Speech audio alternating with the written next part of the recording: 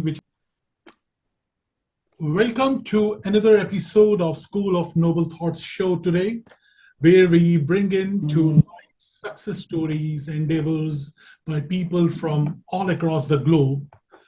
And today I have as guest a successful founder, startup ecosystem builder, Techstars alumnus, and entrepreneur.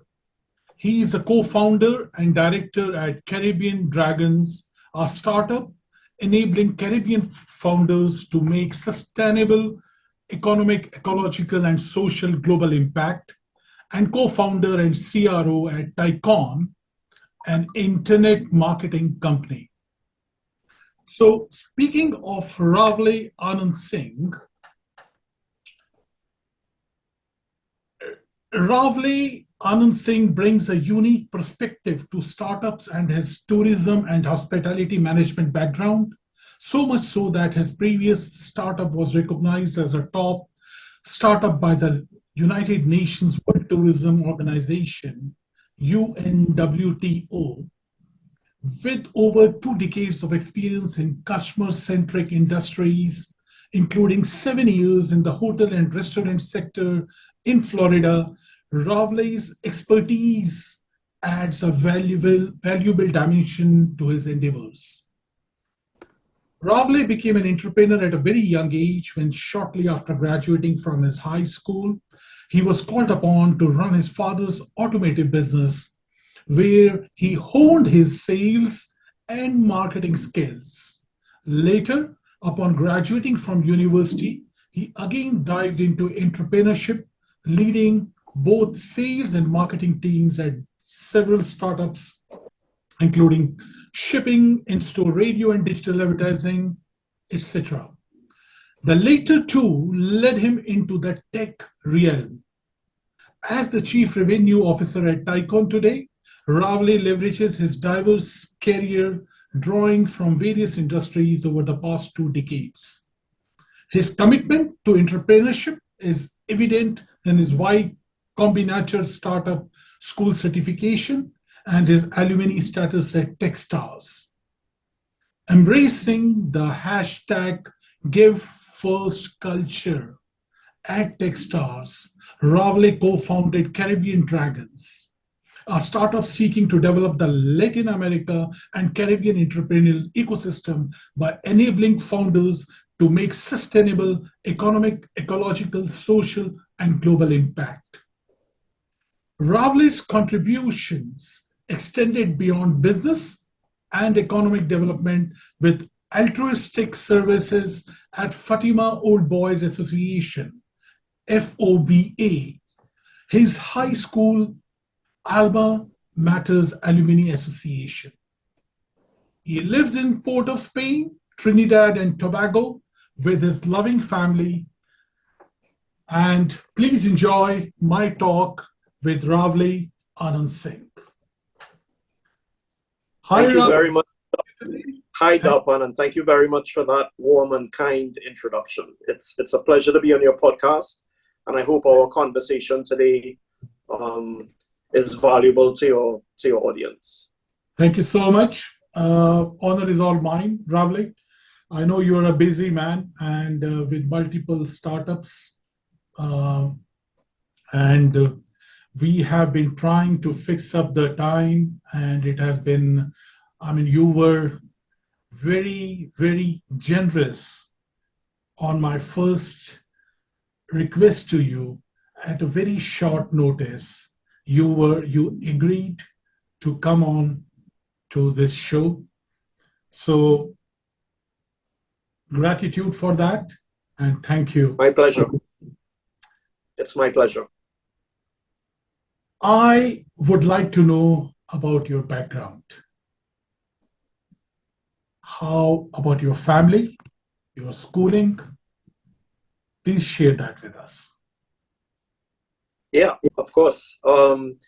So as you would have mentioned in your introduction, I am from Trinidad and Tobago, born and raised.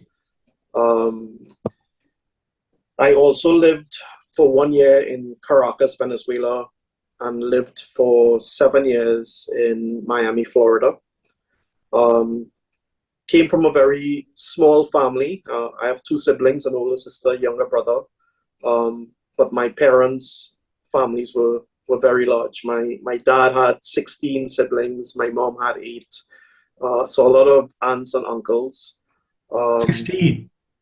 Yeah, That's yeah, it's a that's I mean that takes you back to the, I think it reminds of India to me about 18th century. I think 16, 15, it used to yeah, have yeah, so many siblings. big families, big families. So yeah, high school for me was at Fatima College, a Catholic school here in Trinidad. I majored in languages, English, Spanish, and French. Oh, Subsequently went on to pursue a Bachelor of Business Administration in Tourism and Hospitality Management at St. Thomas University in Miami, Florida. okay. Um, and after spending about 7 years there, I decided, the time was right to return home and to help develop um, my home country in the best way that I could. Right. So I returned home and immediately got into entrepreneurship. So I've been a serial entrepreneur for most of my professional life. Lovely. Lovely. And you are two brothers, your sister and brother, two siblings, you said? Yeah, older sister, she's married, kids. My younger brother also married, doesn't have kids as yet. Okay. And I have one son. He just graduated from high school and he's really excited to embark on his university career next. So you are three siblings, is that? So one Yes, sister, two yes, brothers. yes. Lovely. And your son is going to step into your shoes. What does he, is he Um, like to be an entrepreneur like you? my alma mater as well. So he also attended Fatima College. Um, but I think as a parent, it's important to allow your kids to find their own passion. Absolutely. Um, so you know, he has a terrific foundation to build on. Yeah. What he does next, mechanical engineering. So he wants to pursue that at the university level. So we'll see where that takes him. Right. So, so he, do you see those signs which you had in yourself when you were in the school, in your education? Did you had this ambition for being an entrepreneur when you were at your schooling? When did this come to you? Um, At what stage you felt that I have to be into a business and I'm not going to do a job in my life? yeah, I think in those really formative early years at school, my passion lay in languages. So I was very much into English literature, Yeah, Spanish I and mean, yeah, French. that's what I was wondering, that you said you Yeah, have three languages.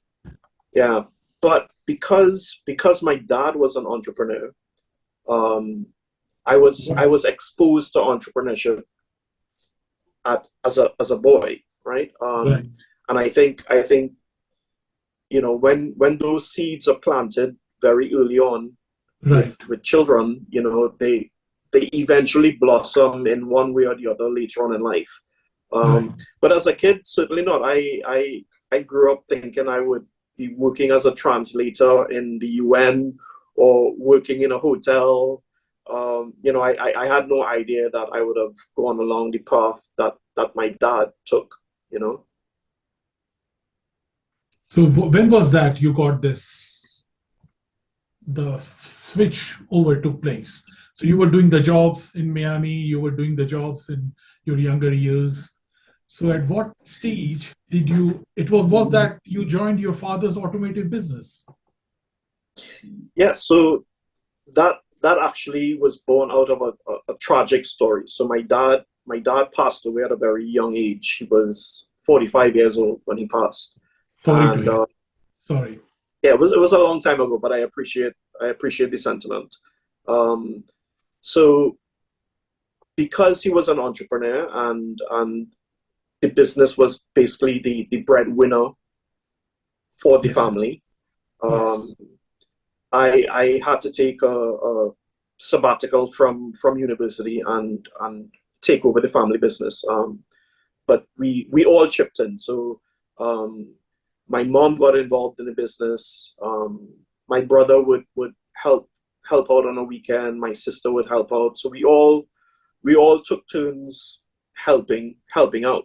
So I think that was my first foray into entrepreneurship and really getting a sense of what it means to not just be an entrepreneur, but to have that responsibility at such a young age. It How old, sort of how old, toughened me up. how old were you that time? Oh boy, maybe 18, 19 at the time, thereabouts. Yeah, I was a kid. Yeah. And was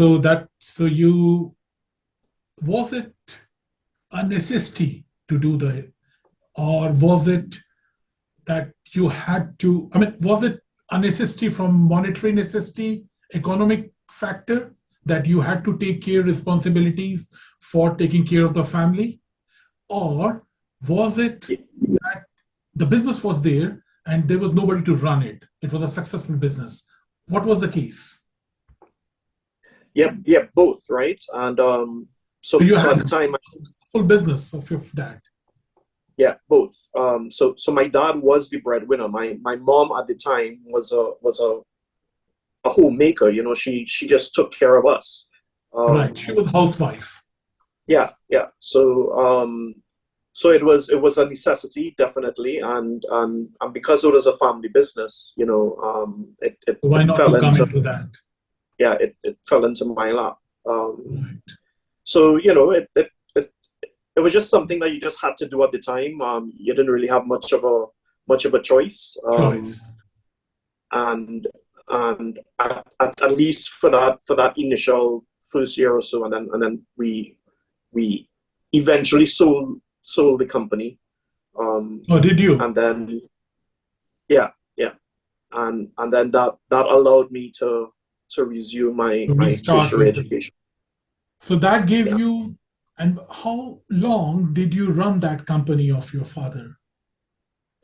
Um, Full time for about a year, a little over 1 year. But prior to that, I would help out on weekends. And then after I left for university, my mom and my brother were still involved with the business Yeah. before it was sold. Yeah. So what was the reason? Why did you sell it?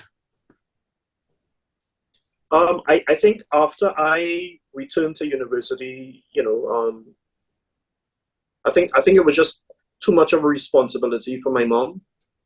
And my brother at the time was still in high school. Um, so it So just became. the whole family was involved into it, is it? Your Yeah, mom, your younger brother, yourself, your sister, everybody was yeah, into it, yeah? correct. Yeah, yeah. It was more of a stressful from the side. You took the decision. I'm just curious, was it a successful sell-off when you sold it, or was it just give up situation for you? What was that? No, it was a successful exit in terms of, because the company had a lot of assets, a lot of Okay. equipment. So we sold it as a going concern. So the new owner just came in and continued operating the business. So that was the switching uh, point in your life. So you had sold your father's business and you had some chunk of money, I think you got for it. And did that build up a confidence in you that yes, I can do business? Um, that's a good question. I mean, I think I was always confident in myself. You were. Um, yeah, always been a good student. So I was confident in myself at the time. I think, if anything at all, having that experience of running a business at such a young age, it was just a huge learning curve, you know. So just going through that experience, you know, it was a really difficult experience, especially because of how it came to be, you know, with my dad's passing. So Right. it's not just learning to run a business, but dealing simultaneously with the emotional side of it, you know. Exactly. Um, Exactly. yeah. So, but you know, it made me stronger. You know, Yes. reflecting on it now, you know, it was one of those experiences in life that forces a kid to grow up, you know. Yeah, as Nietzsche said, whatever doesn't kill us makes us stronger. So Yeah, the adversities which come up in life, they yeah, are certainly. your whatever you are today is a byproduct of your circumstances and adversaries, what we all go through in life. So these are the things which make us, they build us up, Rawle. Yeah, So you certainly, were 18, definitely. 19 years old, 18, 19 years old, and you lose your father, you have a running business and you have a family to take care of, you as the eldest son.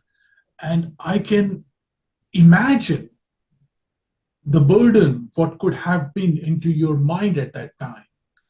And then you Yeah, run this business, which is absolutely a new thing for you. You have never done a business, right? And then correct. you could exit out of it after 1 or 2 years, as you say. So that should be creating a huge laurels for yourself that you did that. That must have boosted your morale and your, I mean, in the sense of entrepreneurship, you must be ready for taking the next step, isn't it? Yeah, but you know, I mean, even at that time, my my mind wasn't focused on entrepreneurship or being an entrepreneur. I was just doing what I had to do, you Right. know, because I was still, I was, I just recently graduated from high school, so all that I knew was my love and passion for languages, um, Yes. and then I know that I still wanted to continue my tertiary level education, and you know, and in thinking about, okay, how can I best utilize languages, I decided to pursue a business degree, but specializing in tourism and hospitality. So And so that led me to, why did you do that switch over? Why tourism and hospitality? And why not languages? Or why not the business side of it? What was the, I mean, I'm just curious, why did you do that? yeah, honestly, it was just me thinking about how best to utilize my skill in foreign languages, and looking at an industry where I can best utilize those skills. That makes Um, sense. Makes so sense. so hospitality came to mind because, you know, if you're working in a hotel, you know, True. you're interacting on a daily basis with people from around the world, and that would give me an opportunity to utilize True. my foreign languages. So it was as simple as that. I mean, I was a kid, right? And How oftentimes, old you were know, you? when you, 21? You were 21, 22? yeah, yeah, because I started university a bit late. So yeah, I was probably around 21, 22 when I started, uh, because I right after high school, I took a gap year and I went to Caracas, Venezuela. Yeah. So I taught English there for a year, and then returned to Trinidad. And then shortly after, that's when my dad Where was passed. that? Yeah, so when I returned after that gap year, that's when my dad passed, and then so then I had to take time off again to get involved in the business, and then when I exited the business, that's when I um, decided to continue with my tertiary level education. Yeah. Right. Right. So, I mean, it has been a journey of different experiences for you. Languages, then hospitality, more or less, they are interconnected. They don't go far away from each other. You do need the Yeah. languages for hospitality. So that was I think, a very wise decision you had taken at that time. So what happens after that? After when you sold Yeah. your So business, what's the next? so in hedging my bet, because again, having this skill with foreign languages, but also cognizant of being an entrepreneur. The degree that I sought was a Bachelor of Business Administration, but specializing in tourism and hospitality. So I ensured that even though, I was pursuing something that I was passionate about, where I could utilize languages, that I also had a foundation in business, because, you never know where you end up in life. And as fate would have it, after graduating from university, so university was in Miami, and throughout You did your university from Miami. Yeah. So at the time, I did the college entrance exam, which is called the SAT exam. Right. So I did that, and I got a scholarship that covered 75% of my tuition. So it was a 4-year degree program. It was also a private Catholic university. So you were staying in Trinidad, Tobago, or you went to Miami to study? No, I went. Oh, you so went there. Yeah, This is 90s into the early 2000s, so that there's no such thing as remote work or remote learning. Yes, you're right. The internet was only just coming on stream. Yeah. So at that time, the Wi-Fi didn't exist. Personal computers were not easily accessible or How long did you study there in Miami? So the degree program was a 4-year degree program, and then I stayed on for a couple of years extra, because the hotel that I was working at, they sponsored my work permit. So how did you travel there to Miami? You used to travel a lot, or it was like once in a year you coming back to see your mother and your family? Was it happening, or was it a So I think my dad fortunately afforded us I would say maybe a middle class upbringing. So once or twice a year we would travel as a family. That's nice. Yeah, and moving to Florida was a fairly easy transition because I had relatives there. Okay. I moved. Right. Yeah. So I just moved in with one of my mom's sisters, and I lived with her while I was at university, and then when I graduated, I got my own condo after. And so did you stay there in Miami after the education, or you just decided to come back immediately? Yeah, in total I spent maybe about 7 years. So you did school was stay 4. So you did stay Yeah, there. and then after I graduated, I stayed on for like another 3 years. So in total about 7 years in Florida, and then decided to come back home. Yeah. Why did you decide to come back?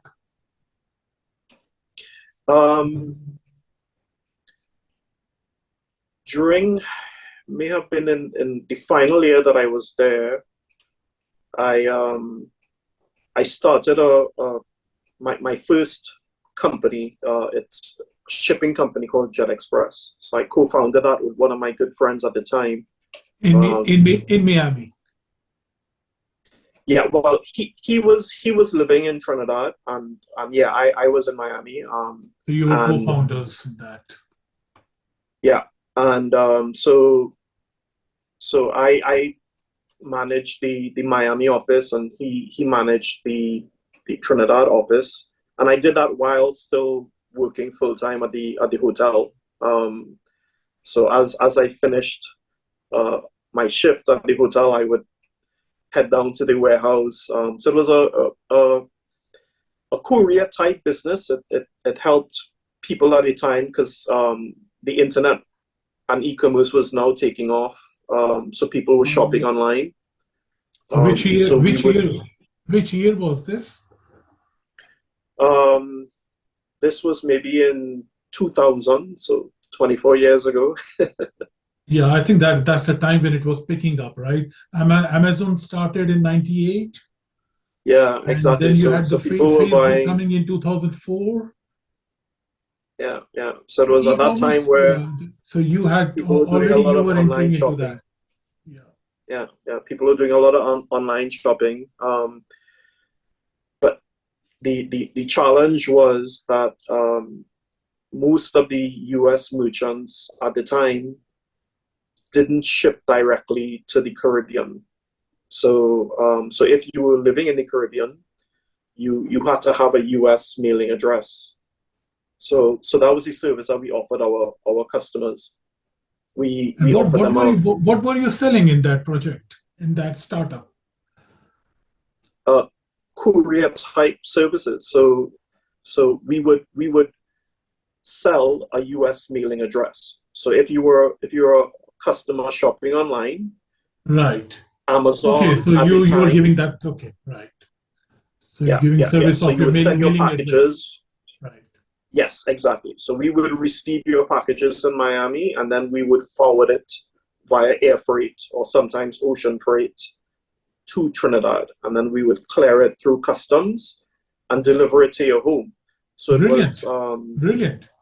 yeah. So it was a You got solution, that. which Yeah. is, yeah, Mhm. which is how it's done now. But at the time, it was a very new service, you know. So we were one of the first companies offering that type of service in Trinidad at the time.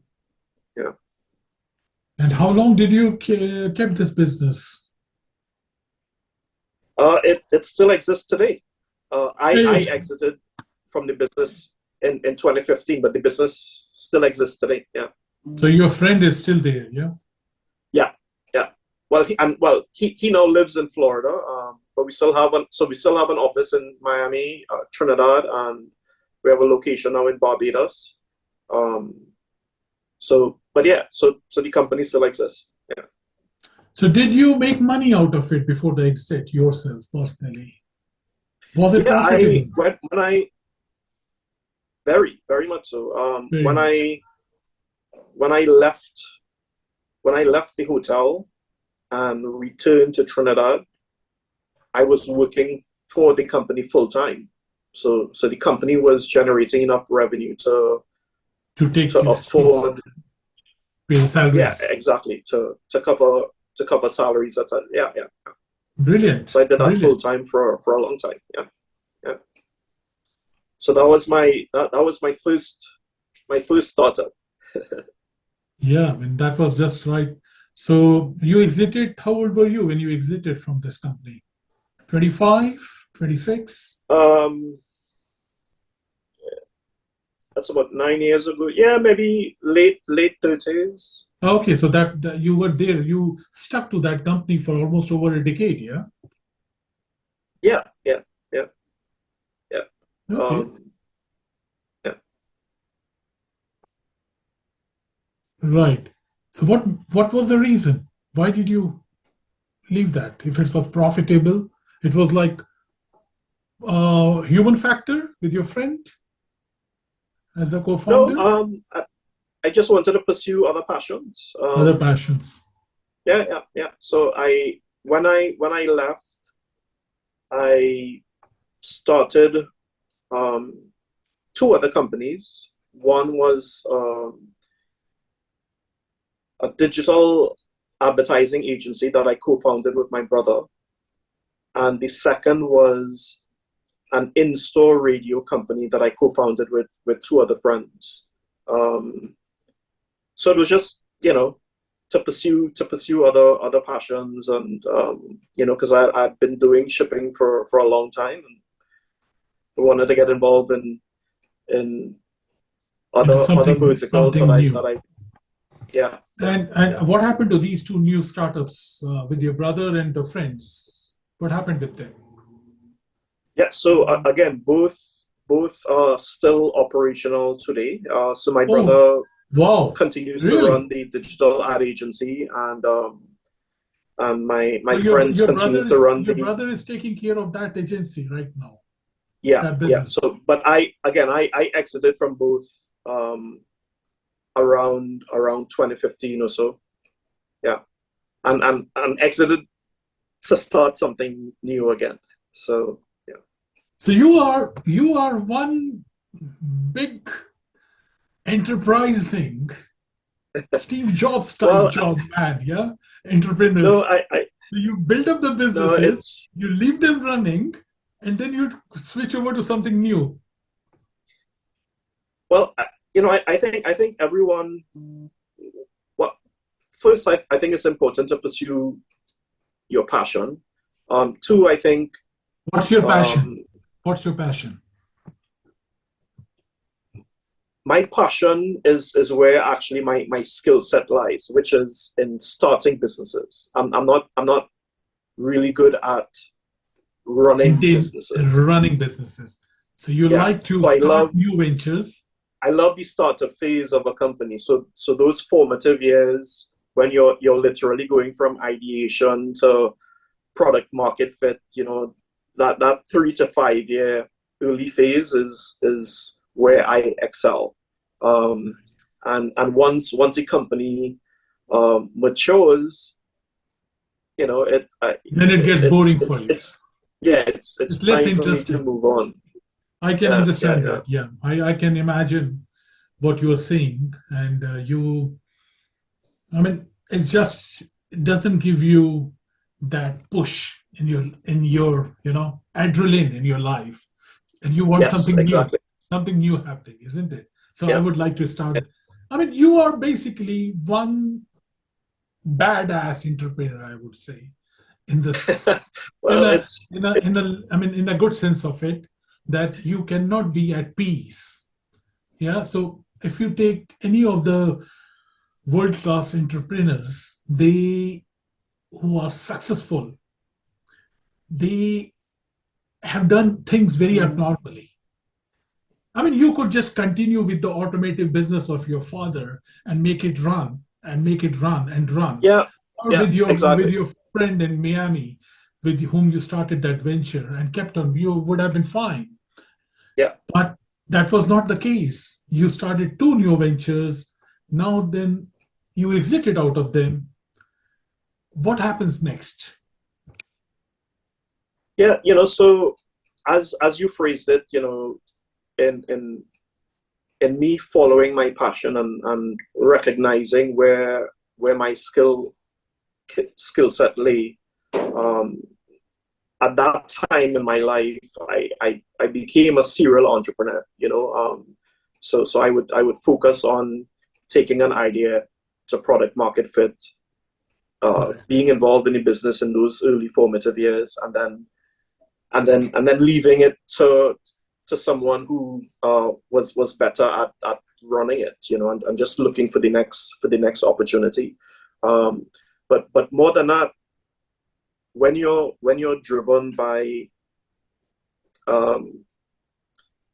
passion and purpose and not necessarily money, then it becomes easier, I guess, to be a serial entrepreneur, because you're not necessarily staying because you're waiting for a big payday. You're doing it because you enjoy it. You enjoy what you do.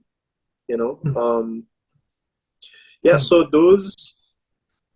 the ad agency, digital ad agency and the in-store radio company,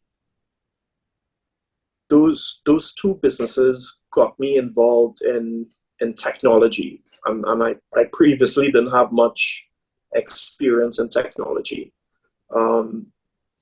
So I decided, okay, how can I marry tech with Your passion. with an area that I still had passion in, which brought me right back full circle to tourism and hospitality. So at the time I started one of the first food tourism blogs in Trinidad called Caribbean Food Porn, and this was at a time before we even knew what an influencer was or what a content creator was. Now those terms are very common, right? Very common. Everybody knows what an influencer is or content creator is, and at the time, I didn't call myself an influencer or content creator. I didn't know that was a thing, right? So I was just doing something that I was passionate about. This was in 2015, yeah, you were saying. Yeah. When did I start Caribbean Food Porn? Caribbean Food Porn maybe came around a couple of years before that. So it may have been around 2012, 2013. I don't recall the exact year. Yes. So that time, it was just starting that time. All this blogging. Just starting. But Right. that's the time when I got into the personal development arena, and I started getting into learning from people, and so that was the time when it was just picking up, and people have been very successful at that time who started at that time. Some of the people really got huge success at that time. So were you successful in your venture with the food? Yeah. So Caribbean Food Porn from the onset was a cash positive business. And again, it was just doing something that I enjoyed. Was that a blogging, or what were you doing in that? Yeah, so like a typical food influencer now, like a typical foodie, going to restaurants, trying different street foods, giving reviews, promoting different brands. You had a blog. Yeah, so that's what it was before I knew what it was. Before I knew that hey, it was me being an influencer, me being a content creator. I was just having fun with it. What was the blog? What was the name of the blog? Caribbean Food Porn. Caribbean Food Phone. Porn, as in pornography. Okay, porn. Wow, what a name, yeah. Caribbean Food Porn .com. Yeah, so food porn is any cuisine that excites the senses. That's what food porn is. So if it, food is not just something that you consume. Food, it's visual. It's you taste it, you smell it, you touch it. So it's a full sensory experience when it comes to food. And if it excites you, then it's food porn. Yeah. So what happened with that? I mean, you were blogging and reviewing. That journey took me to a point where I started to brainstorm around how could I take what I was doing at Caribbean Food Porn and scale it. So that was me putting back on the entrepreneur hat.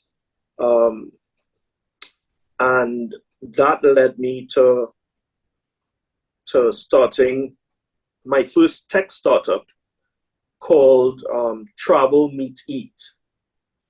Travel Meet Eat. Yeah. Okay. So Travel Meet Eat was an online platform that connected food tourists with local food enthusiasts. So um, So you had think of tourists it. coming to Trinidad.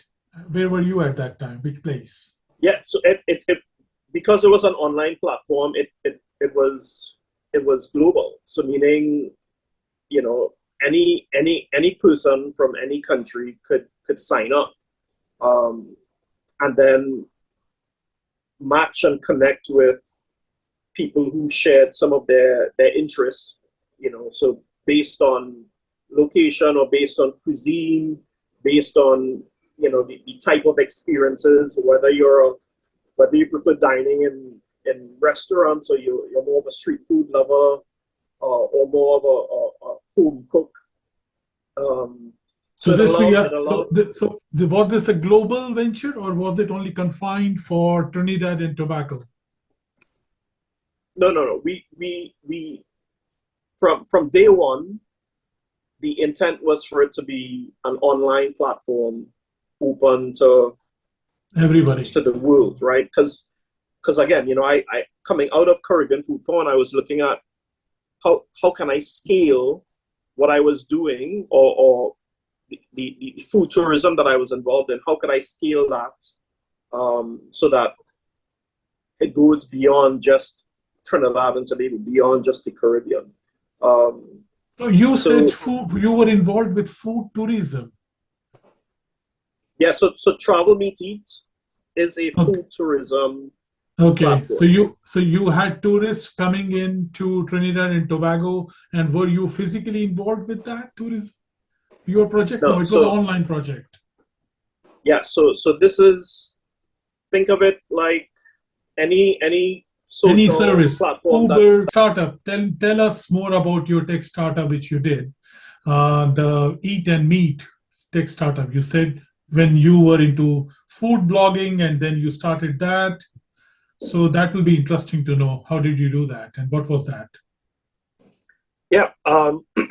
So Travel Meet Eat grew out of my passion for food tourism, and it was somewhat of a rediscovery of my earlier passion, because I had previously studied tourism and hospitality management and worked in hotels and restaurants in Florida.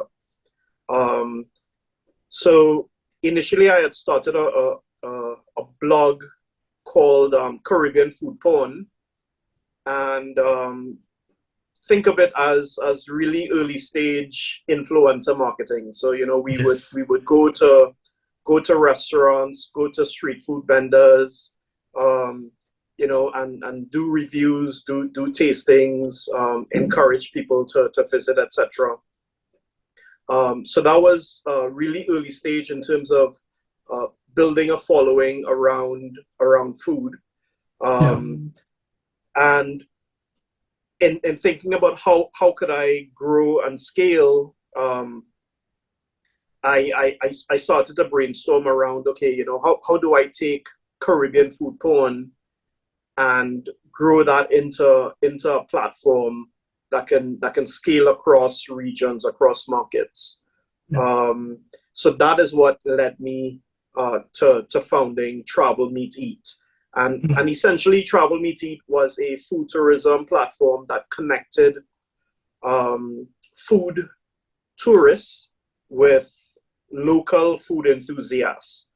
So think of it as um, almost like a platonic dating app Yeah. for foodies. Right. So it allowed foodies to create profiles, to identify their interests, their passions, and then they would match with people who shared some of the similar interests in the Right. destinations that they intended to travel to.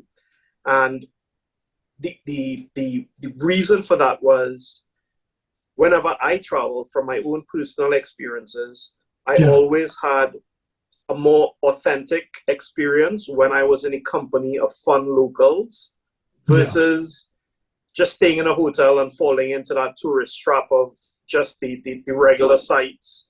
Um, Absolutely. Absolutely. yeah. So by connecting with locals in the destinations that you intend to travel to, that led not only to more authentic food experiences, but it also enabled the travelers to learn and discover more about the history, about the culture, break bread with locals, and really get to know the destination from a local's perspective. Absolutely. So it was a much richer experience when traveling. So we had some early success with it. We were able to attract close to 20,000 members from 80 plus countries. The app was on the App Store and Google Play. And in 2018, we were recognized by the UNWTO, which is the United Nations World Tourism Organization, as a top startup. So the UNWTO flew us to Buenos Aires, Argentina, for a conference where they were showcasing the top startups from the Western Hemisphere, and we were the only one from the Caribbean, and one of only 10 from the Western Hemisphere that they selected. Wow! So that was a pretty remarkable. This was in the year 2016, yeah. No, I believe it was could have been maybe 2017, 2018, thereabouts. Okay. Yeah. So that was a significant achievement for us, and really put the spotlight on us on a global stage. And then sadly the pandemic came soon after, right? And with the pandemic, as we know, the tourism industry was one of the hardest hits. Right. I mean, all industries, I would say, were hit really hard. Affected, yeah. But tourism in particular took a nosedive. So our platform crashed overnight. You know, I mean, we were basically out of business overnight. Where 2 years of lockdown, people can't travel, people can't eat out, so nobody was using the platform anymore. Right. So in true entrepreneurship fashion, we, as a team, we decided to, okay, what do we do? And no one had the answers at the time. No one knew how long the pandemic would have lasted. A lot of us thought, okay, after a month or two, everything would go back to normal. No one knew Nobody knew that this would last a couple years, right? So as time went along and we realized, okay, months are going by, we decided, okay, to pivot. So we were brainstorming around, okay, what would be of value for the community that we already built, that we can now use within the very closed parameters of a pandemic setting. So one of the areas that we looked at was most of our all of our community members were really active users on Instagram, because photos at the time was one of the primary ways that foodies would share their passion for what they're eating and where they're traveling to, etc. So Instagram became one of those platforms that we identified that, okay, how can we bring some value to our community members on Instagram by helping them augment their photos, their videos, etc. So that led us to influencer marketing, where we started to work with influencers who had large food and travel audiences, and then match them with brands who wanted to tap into their followers. So the pivot led us to developing an influencer app called Tychon. And Tychon, it's a Greek word for hit the mark. So we were very Okay. hit the mark, laser focused on Tychon. What do hitting you the call mark that? for Tychon. brands. Tychon. Yeah, Tychon, Tychon, Okay, Tychon. Tychon. All right. So So I was saying it Tychon. So it is yeah, Tychon, right? yeah, Yeah, but pronounce. in English you would say Tychon, isn't it? No, it's pronounced phonetically. As It's Tychon. it's Tychon. Okay. It's Tychon, and as I said, it's a Greek word that means hit the mark. So Hit the from a mark. brand's perspective, that Right. was the service that we were offering. We were offering brands an opportunity to hit the mark with their target audiences via influencer marketing. Yeah. So we built an MVP during the pandemic. We onboarded a few early adopters um, and a few influencers and started running some pilot campaigns, and that traction um, led us into being accepted into Techstars. And well, Techstars, if you aren't already aware, is the world's largest pre-seed investor, and they also run a world-class startup accelerator. Wow. So so we got accepted into Techstars Atlanta. So Who's Techstars Atlanta. Okay. So it's an American accelerator. Yeah. Yeah, well, yes, it's an American company. However, Techstars operates globally, so Globally. they have offices throughout the world, All including over the world. London. So they operate globally in major cities throughout the world. Right. Each city has its own managing director, who in turn has their own thesis. So the reason why we were accepted into Techstars Atlanta was because their thesis aligned with what we were building. They were into e-commerce uh, and, and Right. consumer tech, right? So so we got accepted into Techstars Atlanta. This was in late 2022. Yeah, I Um, remember. I saw on the Facebook one of your posts, and I do remember that it was a big moment, and you were very excited on the Facebook. The reactions what we got. I in fact congratulated you also on that. yeah, I mean it Yes, was a really 2020 significant 22, I achievement, think. Yeah. especially because we were the first Trinidad and Tobago and the first Caribbean-based startup to have Yeah. been accepted into Techstars in their 18 plus year history, right? So Yeah. so no one else from our country was ever able So you were the to achieve leaders on that. that. Yeah. I mean, Bravo. and Just excellent. those accelerators are very competitive, right? Yeah. So late, so that brought us to late 2022, and it was a 3-month accelerator. They invested 120,000 US into Tychon, and having gone How through, much did they invest? 120,000. yes, Okay. Not bad. Not bad. yeah, 120,000 US for approximately 6% equity. And having gone through the accelerator, one of the biggest learnings for us was at the time we were operating as an influencer marketing app, and they sort of viewed that space as a really crowded space. So they encouraged us to focus on our unique selling proposition, which at the time was a new AI that we were developing that allowed products to be virtually embedded into photos and videos.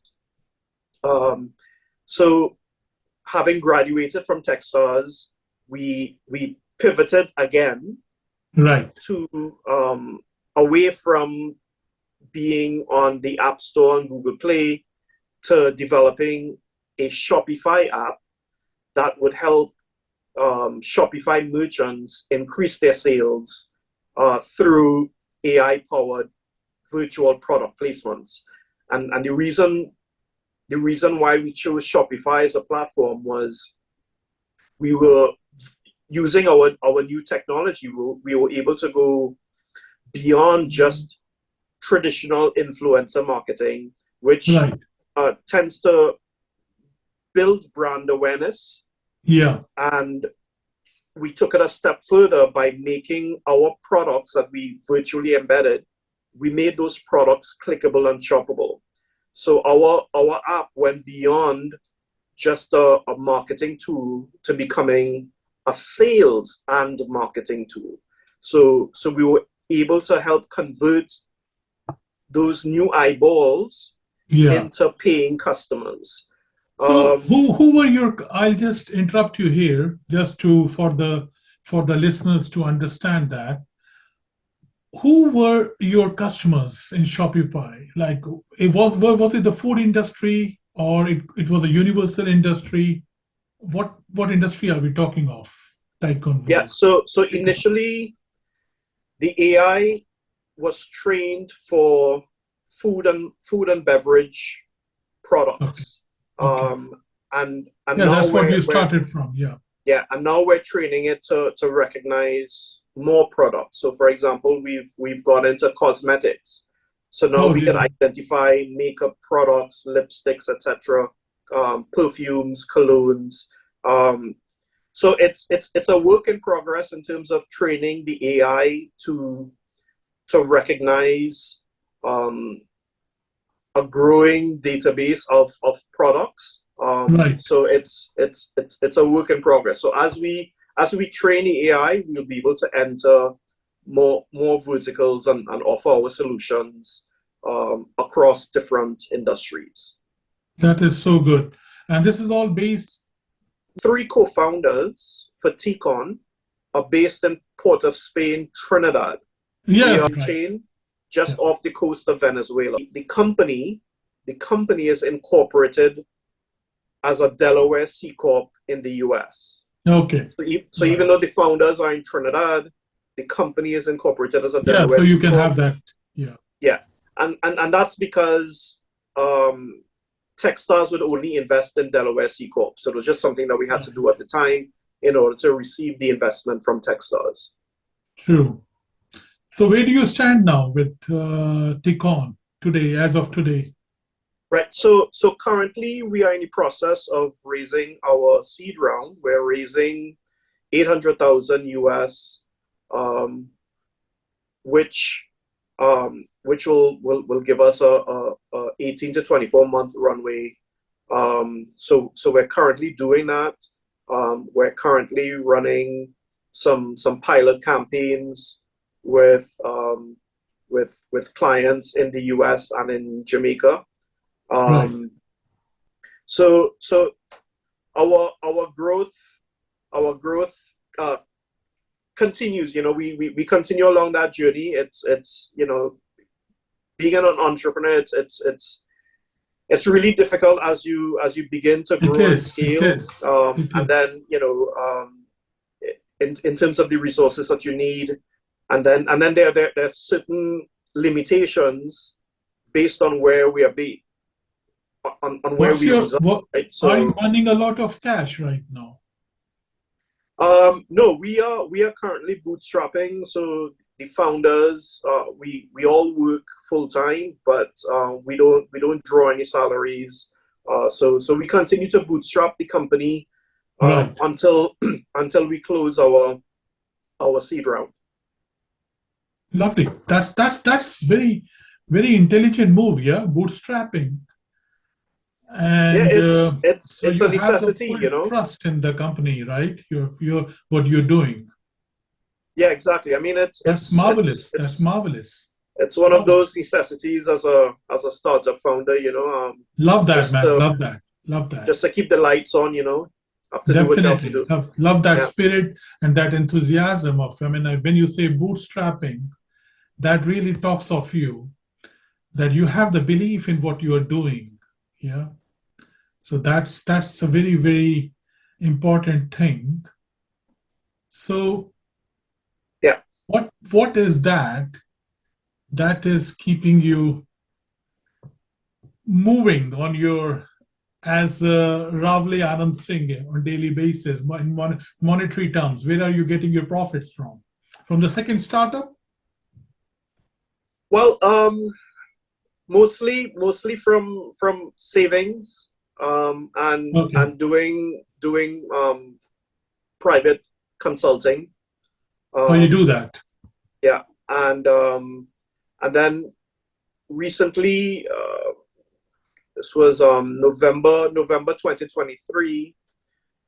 I incorporated um, a non-profit company called Caribbean Dragons, Yes. um, as a new vehicle to help build the startup ecosystem. Because what I realized, having had my Tychon experience, is that there's an abundance of talent in the Caribbean, but we don't have the same level of access to the opportunities that you would have, for example, in the UK or in the US or in more developed countries, right? Is it? Um, Is so it? had we been based, for example, in Silicon Valley or New York or London, just from a networking perspective, we would have probably already closed our seed round. But being on an island in the Caribbean, and yet, even though we're able to, of course, network as best as we can virtually, Yeah. nothing beats in-person connections, right? Building real-world relationships. Well, Um, absolutely. so having had that experience, and witnessing firsthand some of the challenges and hurdles that we faced Yeah. in Tychon, I wanted to find a way to help the region uh, overcome some of those challenges. So yeah, so co-founded Caribbean Dragons, separate entity, as a non-profit company with Right. two other friends, unrelated to Tychon, Okay. and we launched we incorporated in November last year and then launched in January this year. So far for the year, we've already hosted a 3-part startup community series, in-person events, teaching founders about um, pitching their startups, about fundraising, community building, and then in July we hosted a 3-day startup summit, so a full-blown conference. We had speakers from the UK, from Canada, from USA, from Puerto Rico, Mexico, Colombia. So we had a lot of foreign speakers fly in, Jamaica, Barbados, and focused on helping to build the startup community as well as the investing class. So even when we look at investors in the Caribbean, whether angel investors or venture capitalists, it's a very nascent industry, right? So we're now working with both sides of the coin in terms of helping to upskill founders, as Yeah. well as train the investing class on how best to work with founders and find that deal flow. So and we recently secured grant funding from the Inter-American Development Bank, the IDB, to fund us for the next 12 months. So which will enable us now to expand our work program, so we can host more in-person events. We can launch a webinar series, podcasts, newsletters. We're in the process as well of developing a mini MBA series, designed specifically for founders. So the grant funding from IDB would help fund a lot of that programming, which we intend to keep at zero to low cost, so that founders can access that content and level up in their skill sets. This is incredible. This is incredible. And how much was the funding you got, if I may ask you? The final amount hasn't been disclosed as yet, Okay. but it was in total, the fund was a 3 million euro fund, and they intended to award 10 ecosystem builders. So the maximum grant would be 300,000 euros per startup ecosystem builder. That's so cool. That's so cool, Anand. Yeah, I mean, yeah, that's so you built up a new non-profit startup with the intention of helping create successful startups into the Yes. market in Caribbean, and you got finance for that Yes. by the International Bank, The you said? Inter-American Development Bank, the IDB. Inter-American Development Bank. Yeah. So Yeah. that's a huge milestone for you, man. That's not an easy Yeah, thing. it is. It is. And Yeah. in true entrepreneurship fashion, we bootstrapped the nonprofit as well. So when we launched in January, we hosted that 3-part startup community series and the 3-day startup Yeah. summit, all on our own, out of our own resources, right? So we were bootstrapping and trying to grow a grassroots community that cross borders, because the intent was to enable as many founders from the region to truly create sustainable global impact. And by sustainability, we mean not just the economics of your business, but also looking at the ecological and the social impacts that you're going to have in your communities as you grow and scale. So what was that? So you had Tychon, and you had 120,000 US dollars of startup. You were bootstrapping, and you are successful with that. In bootstrapping, you were not drawing any salaries for you. I do understand and appreciate that. That's your willpower, and that's your belief in yourself. What point did you decide to open the nonprofit, and what was that moment when you decided to do that? So what was the motivation behind doing that? I mean, in your normal case, any entrepreneur will focus only on what he's doing and to bring it to a profitability, right? At the level of your bootstrapping, you're not drawing any money. So you would look forward to get it to a level where you can draw money for yourself.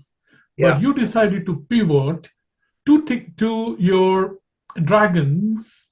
What you call that company? Dragons? Caribbean Dragons. Caribbean Dragons. So what was that pivoting moment? What made you do that? Yeah, so really good question. And there were 2 factors. One, on one side, I am an active member of my high school alumni association. Yeah. And I have been for the past 15 plus years. Mm-hmm. And through our efforts in the alumni association, we raise millions of dollars for the school. And it's a Catholic boys' school. And as an alumnus, I derive great pleasure and just and a pride, pure happiness, joy in knowing that I'm helping the the next community. generation of young men, of the future leaders, future husbands, future fathers, True. future businessmen, politicians, helping Right. that next generation to become better men, better human beings. Exactly. So that altruistic element has always been Within you. within me. Mhm. And what the other factor was, Tychon hosted a one-day summit called Tychon Tech Talks in 2023. And it served a dual purpose. The dual purpose was, one, we used that one-day summit as a launch event for us, Right. but we also used that summit as a vehicle to introduce tech stars to the Caribbean. Right. So for Tychon Tech Talks, we invited speakers from within the Techstars network. Right. And it was a successful one-day summit. Coming out of it, though, one of the biggest questions that we got from the community is, okay, this was so valuable, what's next? Right. And at the time, we didn't have an answer, because Tychon's core business isn't in hosting startup Events. summit, Right. right? Our core business is virtual product placement, working within Absolutely. the ad tech space. So I used that interest from the community to sort of brainstorm around, okay, how can we help How can you do that?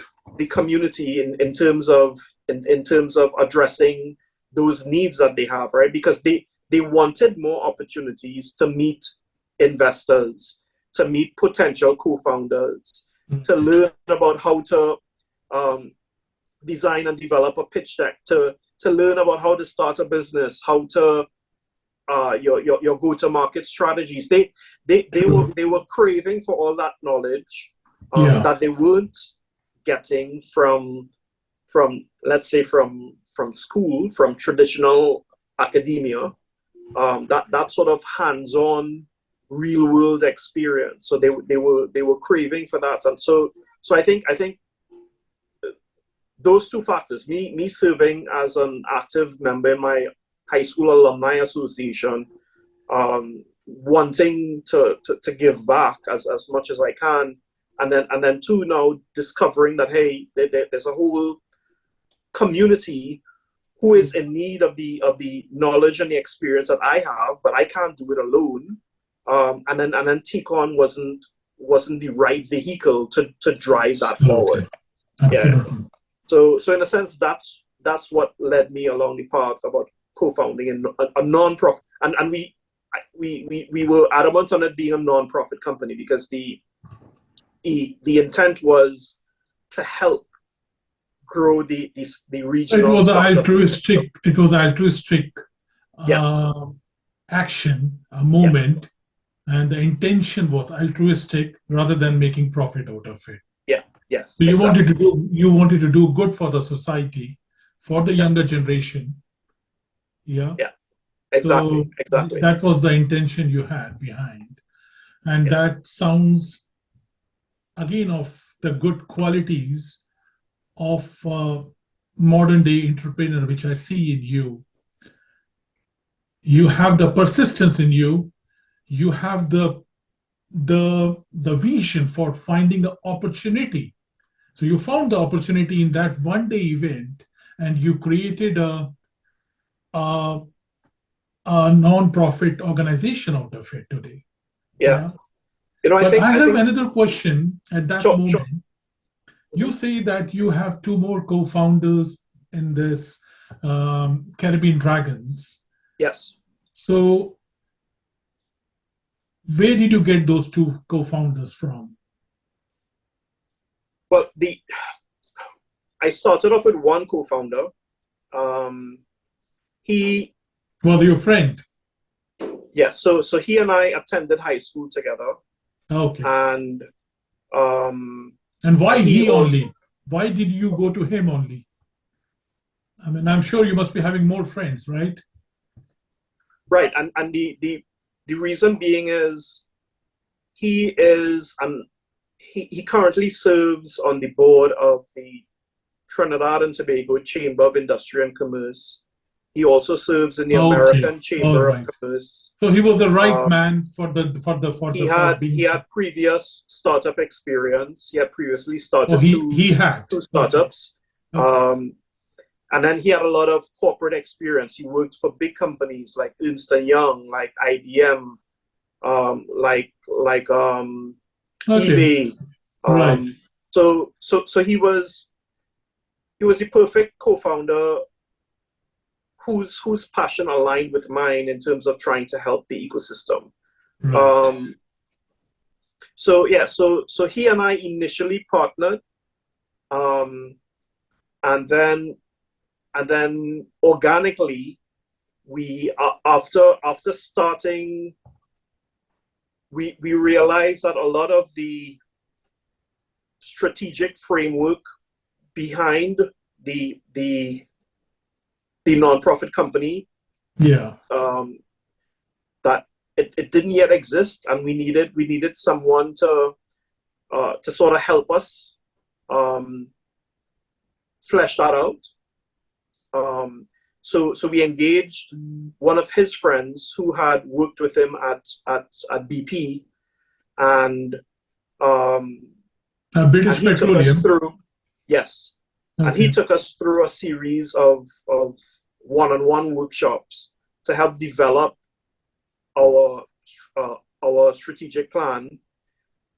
And in so doing, he He became the third also founder became passionate about what we were building, into. and that led to him becoming our third co-founder. So Yeah. we each have our roles, So there are three positions right now in the company. One is head of community, which I lead, and then head of partnerships, and head of strategy and content. So we each have our bucket, our lane.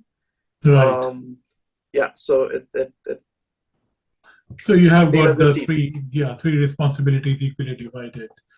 Yeah. So these are the two movements you are right now involved as of present day today, Rawle, or are you doing it Yeah. So Tychon and Caribbean on Dragons, day-to-day I'm routine? involved Yeah. in full time, and then I still serve in my high school alumni association. Um, yeah, so it keeps me pretty busy.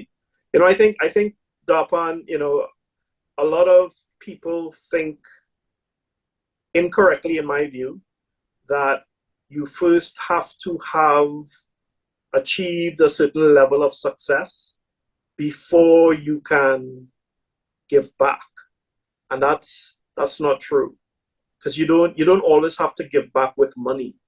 You can give back with your time, with your knowledge, with your experience. There are many different ways of giving back. Right. So it's not just about writing a check.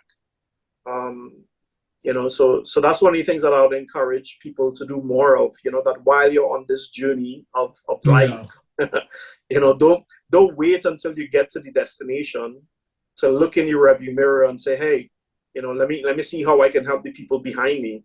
All along that journey, you both need to be happening simultaneously. And it Yeah. it helps you as well, right? The It more does. It good that does. you do, It is the does. more good that happens to you as well. So Absolutely. it's karma in action. It does enlightens you from Yeah, within yourself. It makes your soul more happy. I am very sure about that. yeah. So what's the present day situation with the markets, with the industries you are in both Tychon and the Caribbean Dragons and the Alma of the school from your alumni as a participant in that in the committee. So what is the next level you're looking at? What's the growth you're thinking can be? Yeah. Well, I mean, the big visions, I'll start first with Tychon. Tychon is on the cusp of disrupting how we view advertising, right? So traditionally, ads tend to disrupt your viewing experience. If you think about watching a television show or watching a YouTube video or scrolling on social media, ads right now disrupt your viewing experience. Tychon is going to revolutionize how brands engage with their customers by ensuring that those brands are part of the content, that the brands are embedded into the content. So it comes across as a more authentic experience that the viewer can engage with and then purchase, right? And it's a potential unicorn, right? It's a $1 billion market. We are well positioned to solve the problem with the team that we have right now. And how big is your team in Tychon? Yeah, so three co-founders are in Trinidad. Our machine learning and AI engineer is in Pakistan, and then our UI UX designer is in California. So it's a 5-person team. And, 5 people. We were born out of the pandemic, so we are a remote first company. We don't have a headquarters. We don't have an office because we were born out of the pandemic. So working remotely is part of our DNA. Yeah, but you are, for all practical purposes, the co-founders are in Caribbean, Trinidad, Tobago, right? Yes. All 3 of you. Yeah. So wonderful. We're really excited about the outlook for Tychon. So that remains, our North Star in terms of solving that problem for advertisers, that we ensure that for every ad dollar spent, that they get the biggest bang for their buck, that they are reaching their target audience and not just putting the brand in front of eyeballs, but ensuring that it translates to sales, because the products that we embed in photos and videos are clickable and shoppable. So it goes beyond brand awareness to being a sales tool. So really excited about the work that we're doing with Tychon.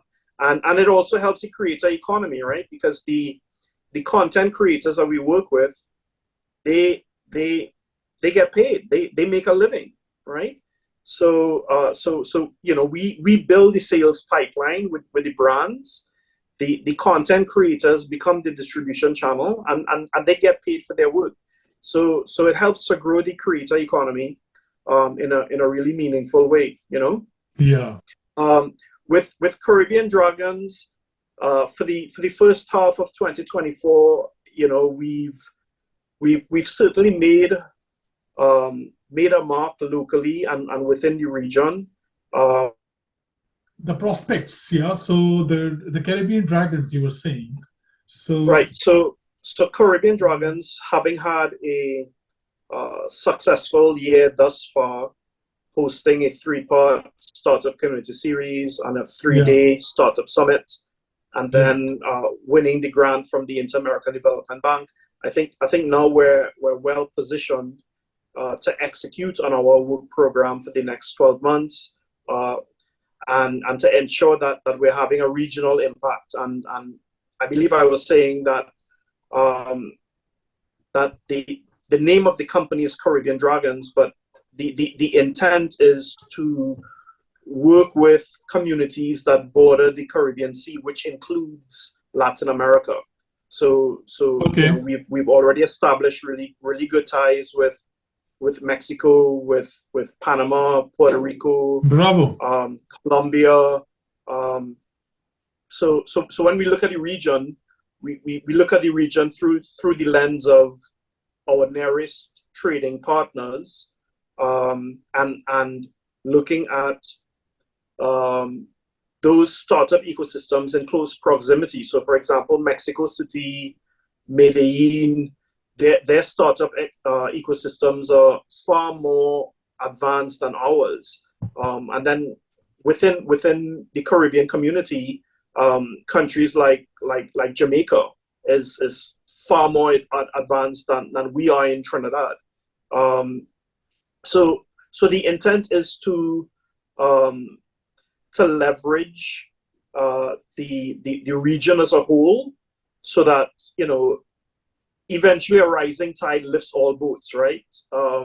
So we wanna ensure that we can take learnings from any one particular ecosystem and bring those learnings to bear here, and ensure that the region as a whole improves, and hopefully along the way, we create more entrepreneurs, a lot more unicorns coming out of the ecosystem. Absolutely. Attract angel investors, attract these venture capital, and build the overall GDP for the region that way. So do you stop at the regional level, or would you like to go at a further global level? Do you have those in your timelines? Our focus is the region, but through strategic partnerships. So even at the 3-day startup summit that we recently hosted, we had venture capital partners come in from the UK, from Canada, from the US. You had? Okay. From Mexico, from Jamaica, from Puerto Rico, from Barbados. That would be interesting. You might be looking at, since London is a big stop for lots of tech entrepreneurships now, it's growing, and events, for the event management, for the events, London is a big place. So you might be looking at how to do it in London at some point of time. So bring it to the next level. Yeah. So the intent is to grow our startup ecosystem, but right. with the help of regional and international partners, right. knowing that the intent is to have a global impact, right? So when you develop a tech startup, it's not to serve any one singular market, right? It's global platforms that you're building. So and in so doing, we create more deal flow for investors, who are looking for exciting opportunities in the Caribbean region. Okay, so that's your focus. Yeah, that's your focus. Okay, makes sense. Yeah. Okay, Rawle, hats off to you, man. Lots of work, and lots of good virtues. We can see that coming out of you. Persistence, I can see the vision within you. I can see the right opportunity, pivoting at the right time. And above all, I can see the altruistic intentions within you of a social entrepreneur, which is one of my favorite sides of being an entrepreneur, I would say. Right. So thank you for that. I would like to ask you, since we are talking about this, what will be the 5 topmost qualities what you put for yourself in life as the most important things, above all, for any entrepreneur to have that? I believe each person has to live an experience and go down their own path in life. Certainly we we can learn from the experiences of others. But the best way to learn is through your own experiences. That School said, of hard knocks. yeah, that's the best way to learn. You can read the best advice in a textbook, but until you put it into practice, and you have your own life experiences, the lesson isn't really learned until that happens.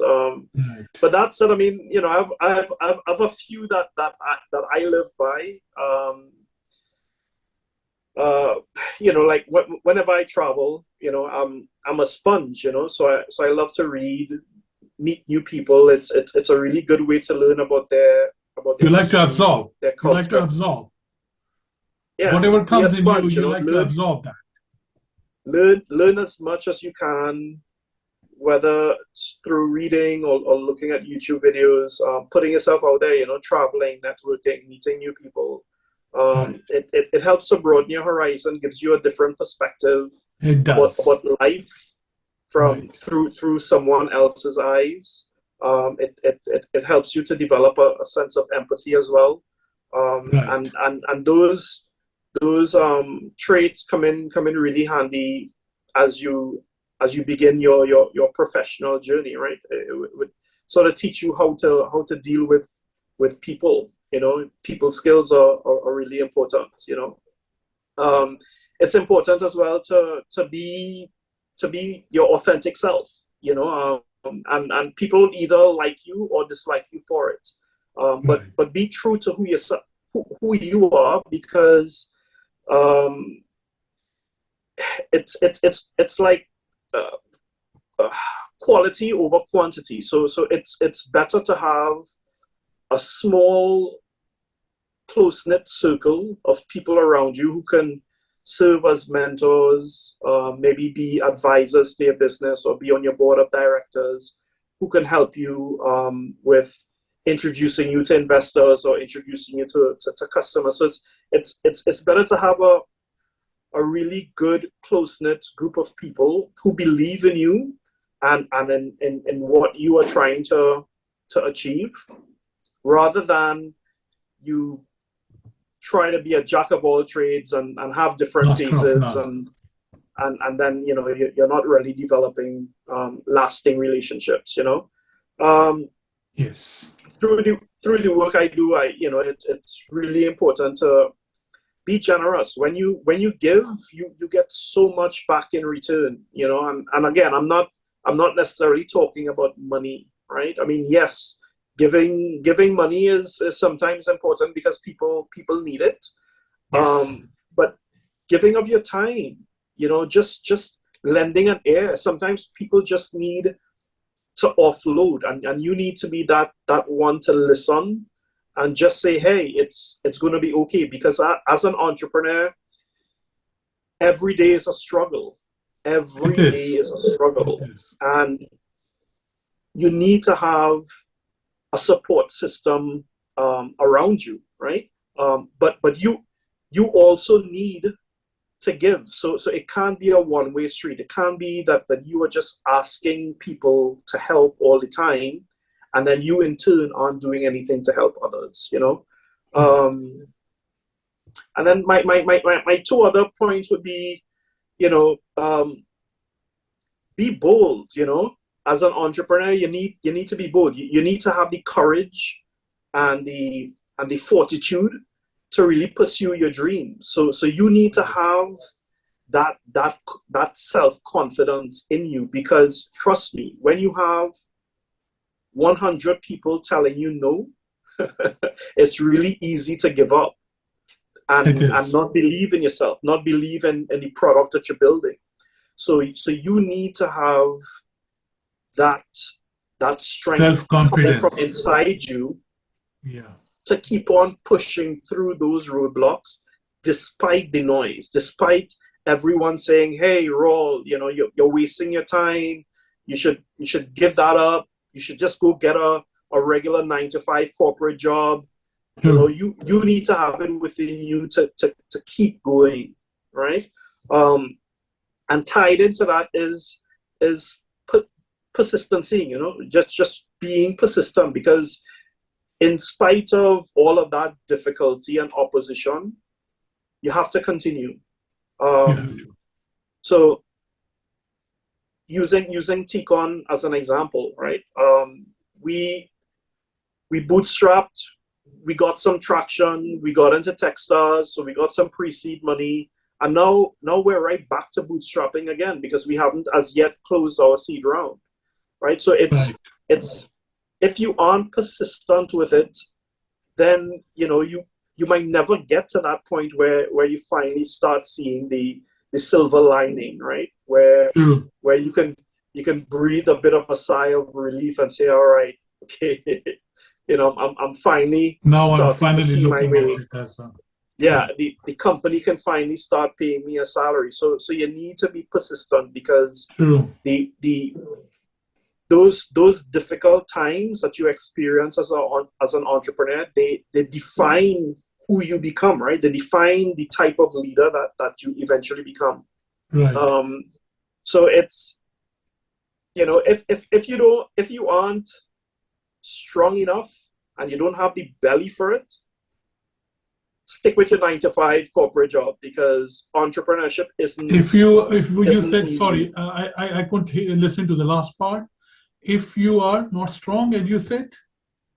Yeah, if you're not strong enough, or if you don't have the stomach, the belly, the tummy for it, So if you have weak guts, courage. If you don't have the courage to do that, then entrepreneurship isn't for you, because it's a difficult journey, but it's a very rewarding one as well. I think that could be a very good advice for the future entrepreneurs. I mean, that would have been my next question, but you already answered that before I asked you. So, I mean, the burn in the belly is very important for anybody certainly. The gut feeling. As you go along this journey, it's all those challenges and roadblocks you face. What we need to understand as an entrepreneur, that's part of the learning experience, right? So without that, you don't become better. You don't improve without having gone through those experiences. So if your startup is immediately flooded with cash, then you don't know what it's like to operate a lean budget. You don't know what it'd be like to survive and still thrive in when the economy is down, right?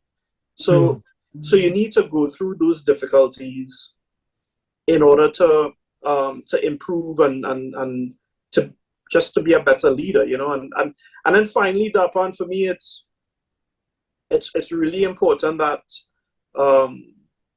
that you sort of step out of your head for a bit and understand that life is never the destination, right? A lot of people in 9-to-5 corporate jobs, you're saving and you're contributing towards your retirement fund, and you're thinking about when you're 60 or 65 and you're going to retire, and that's when you're going to travel, and that's when you're going to go on the cruise, and that's when you're going to do this and do that. That's not life. Yeah. Life is every day. So you need to be able to step out of yourself to appreciate what you have today, and to still be able to, as corny as it may sound, to still smell the roses along the way. You need to appreciate life along as the it journey, goes, and not just wait until you get to a notion of some type of destination. That you have in your mind. Yeah, that was a golden advice. Yeah, I think that's very important. And so, Rawle, this is a question from my last guest we had here on the podcast, on the show. And the question is, when you pass away, and when everything's about you is gone, what is one message that you can leave? And what's that message going to be for you to the world? So taking you fast forward to your older age, yeah. So what is one thing you would impart to the world? This was a question I had from my previous guest. So for the next guest, so this is the ritual we follow on the School of Noble Thoughts show, and which I am going to take forward with you to the next guest. So obviously, I'll have a question from you. So what would you be saying to that? Be good and do good, and because when we depart this life that we know on earth, it's no longer about me, right? So it's not about the stories that people will write about Rawle. That's not what it's about. It's about the people that I hopefully would have had a positive impact on, and whether that's through the altruistic work that I'm doing with my high school alumni association, or whether it's the startup ecosystem building that I'm doing through Caribbean Dragons, right? Or even in Tychon, helping the creator economy grow, helping content creators earn a living. So hopefully it's about having a positive impact on other people's lives, knowing that when you do good and be good, meaning, it's important for it to be on the inside, being a good person, as well as through your actions, doing good. Because I have a lot of friends and family who would go to church religiously every Sunday, and they think perhaps that's the end all and be all of being a good person, that they're worshiping, not knowing that that's just a part of it. The other part of it is actually in your deeds, in your action. What are you doing to help your fellow man? What are you doing to uplift somebody else? What are you doing to make the road that much smoother for those behind you who are along a similar journey that you want? Right. So it's not just about you. Absolutely. That's a very powerful. I mean, that goes good in every religion, I would say. So it's a part of the Hinduism also. I'm a Hindu, and I can tell you that in Hinduism also, karma, we call it karma. Yeah. So karma is very important. You having ancestors from India, you should be knowing this word, I'm pretty sure. Karma is something which you have to do. Yeah. We know that. We were taught, but what you have to do, that's also important. So knowing is the half part of it, and doing is the second part of it. So you're be good and do good. That's your message to the world. That would be the message you would want to leave for the world, for the next generation. Thank you for that. And what would be one question I would ask you before we wrap up this beautiful, intelligent conversation with you? What would be the one question you would like to ask the next guest we would be having on the School of Noble Thoughts show? So I'll build on my message of doing good and being good. And my question would be, what are you doing right now in your daily life to give back? And give back in whatever form or fashion, and to whomever, whether it's to your community, to your friends, to your family, in your professional life, in your personal life. So just, what are you doing in your daily life? What are you doing today? Okay, so that would be a great question. Thank you for that. And anything, I mean, I have all the links of your startups, everything I'm going to put up when I release this on the internet, and it is going to be on all the platforms. Anything apart from that you would like to add on from your side, Rawle, before we wrap up this episode? Well, I'll just like to say, Dapan, that I thank you for the opportunity to have this discussion. Hopefully your community, your listeners, your audience finds some part, all of it, of value, and has a positive impact in I their think life. it will be a great impact. I'm pretty sure about that. Yeah, and I have a sixth sense about that. good, and and I leave it open to anyone to reach out and connect with me. The easiest way to do that is on LinkedIn. So feel free to reach out and connect, and I'm happy to help as many people as I possibly can, and as best as I can. Right. So I'll be putting up all the links for you. Are you on Facebook, you're on Twitter, you're on what else? Facebook. Instagram? Yeah, I'm on all platforms. So Facebook, Instagram, LinkedIn, Twitter, in terms of personal, and then for business also TikTok. So I'll be adding all those links in the show notes when we do that. Sure. Yes, and will be great value for someone who would like to get into the startup arena. And with your entrepreneurship, I think it will be a great value for anybody going through that.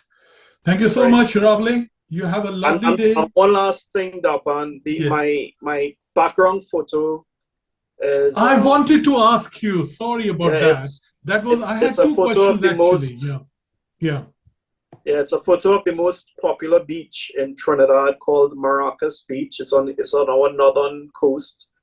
So an open invitation to any of your listeners who want to visit in the Caribbean. I'll be happy to take you to Maracas Beach and share a bacon shark and a I'll have to look for that. I'll have to look for the ticket for myself too, I think. Yeah, that looks so attractive. Fantastic, Rawle. Thank you so much. Appreciate you. You're most welcome. Thank you. Okay, take care, Dapan. Thank you. Take care. All right. Bye-bye. You too.